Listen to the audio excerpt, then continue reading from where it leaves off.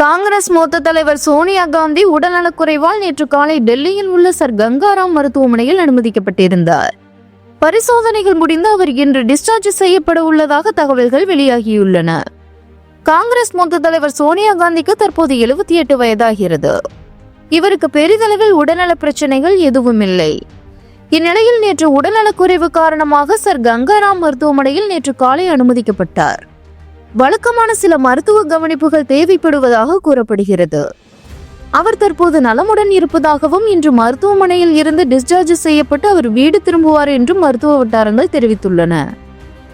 ராகுல் காந்தியின் வருகைக்கு பின்னர் சோனியா காந்தி பொதுவெளியில் அரசியல் நிகழ்ச்சிகளில் பெரிய அளவில் பங்கேற்காமல் இருந்து வந்தார். காங்கிரஸ் கட்சியை மீண்டும் கட்டியெழுப்புவதற்கான அரசியல் வியூகங்களை வகுக்கும் பணிகளை மட்டும் அவர் மேற்கொண்டு வருகிறார். இது தவிர தேர்தல் பிரச்சாரங்களிலும் களப்பணிகளிலும் ராகுல் காந்தியுடன் பிரியங்கா காந்தியை பங்கேற்க வைத்திருக்கிறார். அதே நேரம் கட்சிக்குள் இளம் தலைவர்களின் பங்களிப்பையும் அதிகரிக்க வியூகம் வகுத்து கொடுத்திருக்கிறார்.